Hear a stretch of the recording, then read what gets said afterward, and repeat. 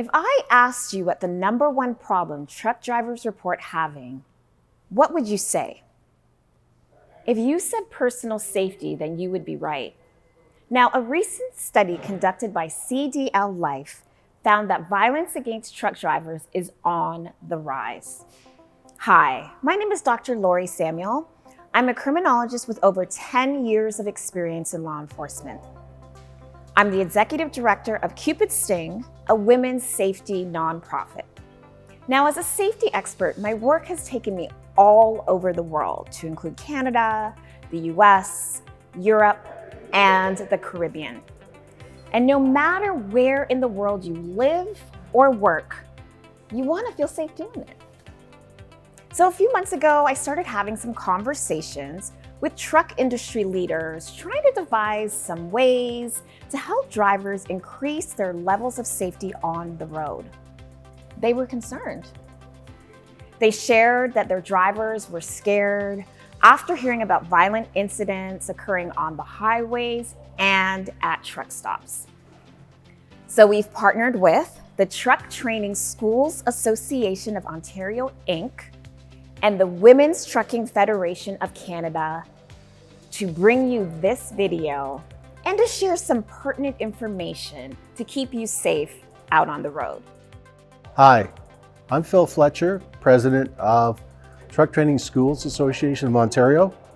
We are a safety organization, and we're here to promote safety for entry-level drivers as well as all other drivers, which we think that this video is going to help to promote.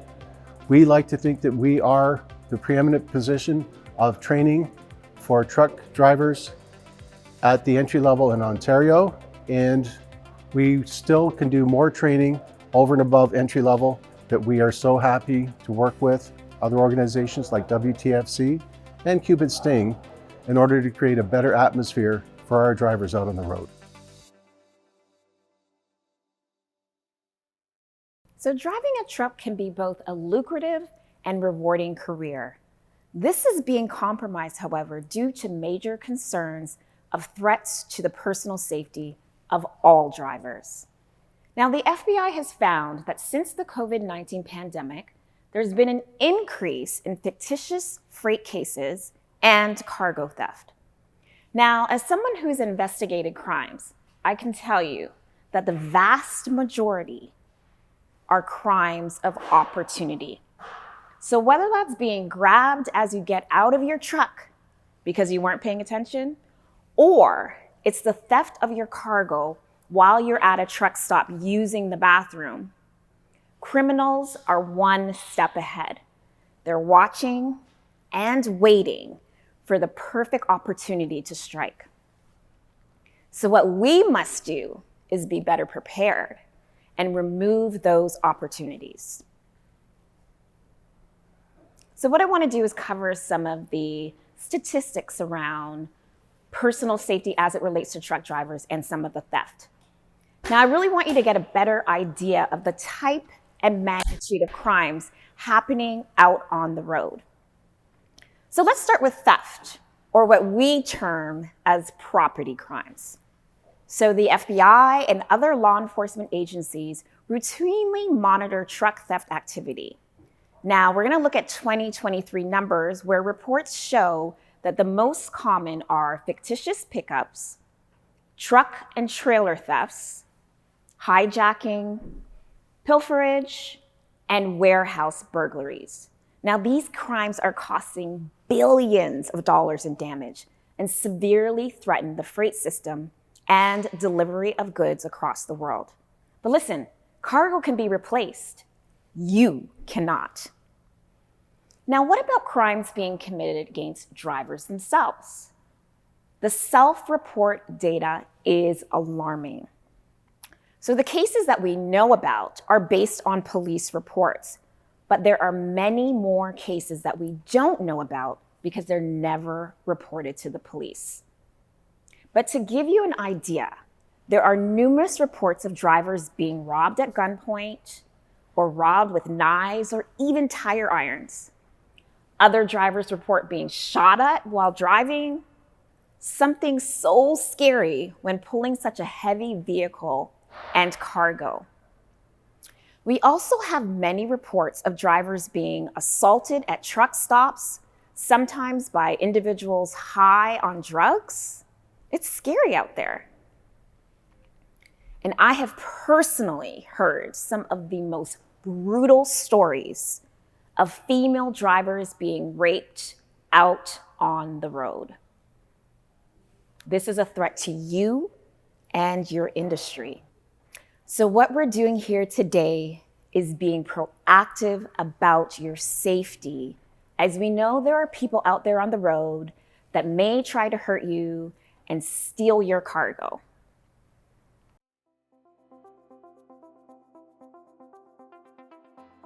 So what do? How do we combat these crimes and threats to your personal safety? We take back control. And how do we do that? By being proactive about our personal safety.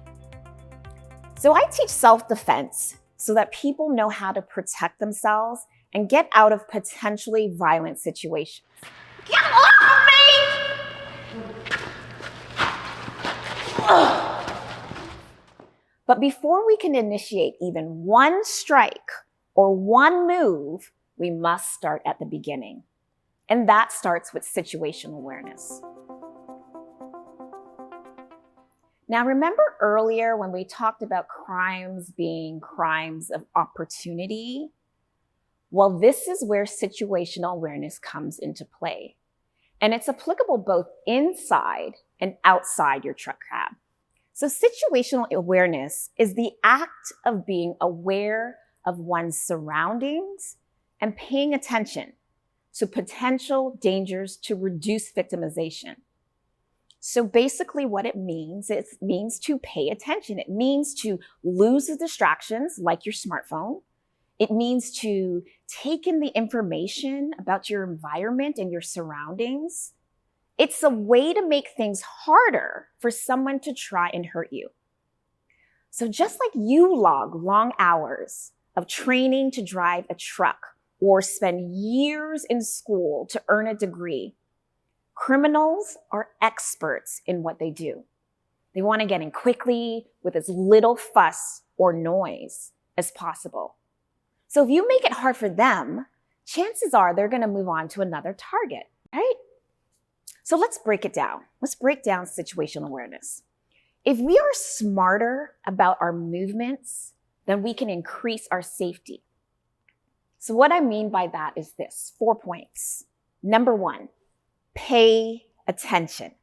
Keep your head up, scan the area, listen to what is going on around you. Number 2, be prepared. Now, let's say you have a new route. Do your homework. Learn something about the truck stops along the way. So I did a quick Google search on the most dangerous truck stops across North America, and I came up with a list. Do the same. Keep that information handy. Scan the list. Information is power. Further, do you have your phone chargers, flashlights, blankets, all the tools you'll need during your haul? And can you access them at a moment's notice? Or will it take you several minutes, precious minutes, rifling around trying to find them with your head down, unaware of what might be going on right outside your door? Number 3, trust your gut. I cannot tell you how many times victims in crime say that they knew something wasn't right. Something was off. They had this feeling, yet they persisted along the same path and did not remove themselves from the danger. We've been blessed with the gift of discernment. Our bodies respond physiologically to danger. You feel it in your stomach, the back of your neck, on your arms. Don't ignore that. Your body's going into protection mode. Act on those feelings. Stop and assess. It might mean getting back into the truck, driving to another truck stop, calling a buddy, whatever that is. But this is about your personal safety and managing the things that are in your control. Now, number 4 is remove yourself from dangerous situations. This is directly related to number 3. So let's suppose you ignore all the warning signs, you get out of your truck, you head into a convenience store, and when you enter, you see a guy that was lurking around in the parking lot. He's now in the store, and he just looks like he's up to no good. He starts getting loud and agitated, and you just wanted to grab a snack and stretch your legs. Do you stay? Absolutely not. You don't know if he has a gun, a knife. You don't know if he's high on drugs. The only thing you know is that there is a potential for this situation to escalate. So remove yourself from that situation. Back out, create some distance, make sure you can see what's going on, and head back outside and return to your truck. We're living in desperate times. Prices are going up. Job hours are fewer. Stress levels are through the roof. And some people really just are on the brink of snapping. It's not worth getting caught up in potentially dangerous situations. Yeah? All right, let's review. So we always want to be on the alert. Lose the distractions and put your phones away. Be prepared. Be prepared. Be prepared. Always be in the moment. Trust your body when it's alerting you to potential danger in your surroundings. We want you to be safe so that you can get home to your families. So don't put yourself in potentially dangerous situations. Know and plan your exits. Remove yourself from places and situations that have the potential of escalating to violence.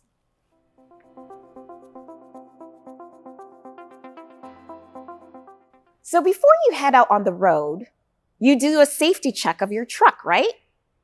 Tires, fuel levels, securing your cargo, etc. So we need to extend this for our personal safety as well. So think about it. Are there blind spots where you can see additional mirrors can be added to your truck so that you can see maybe somebody lurking around the truck when you're parked? Do you have working interior lights? Or when you're on the road, do you just jump out of your truck when you get to a truck stop without scanning the area first? Remember, preparation is key. As for the inside of the truck, there are steps you can take to ensure you are safely secure when you pull over to sleep or rest. So for example, you can take your seatbelt, pull it through the door handle, click it in place, pull the plastic clip up to the lock to secure the belt and secure you inside the truck.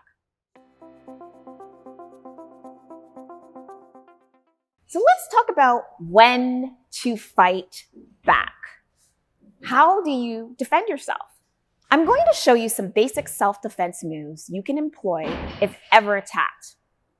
One thing to remember is that self-defense starts with your mindset. Now, I can teach you all the physical moves, but that is meaningless if you're not prepared and if you're not ready to fight back. So it goes without saying that the fitter you are, the more agile you are, makes it easier to counter attacks, right? So here's the scenario. You've been on the road for the past 8 hours, it's raining heavily, and it's now night. You pull into a truck stop to get a few hours sleep. You want to call your girlfriend, and you pull out your phone. You turn the ignition off, and you step out of the cab in search of a bathroom. As soon as you step out, you're attacked from behind. What do? These are the most common attacks, ones you do not see coming. This driver was distracted and on her phone and did not scan around her truck before she got out. And now someone is on top of her. We want you to get out of this situation alive and get home to your families, so you must fight, but do it smartly. Get control of your breathing and ensure that the attacker does not have the opportunity to use enough force to cut off your air supply. You want to get big and loud. You use your legs to get a firm grounding. You don't want to struggle too much, so try not to struggle. And by that, I mean is that if somebody's grabbing you and you're in this tug of war, you're going to gas out and you won't have enough energy to fight. So when we're looking at being grabbed from behind, you want to make contact with the assailant's hip, loop your leg behind theirs, and flip them over your shoulder and run.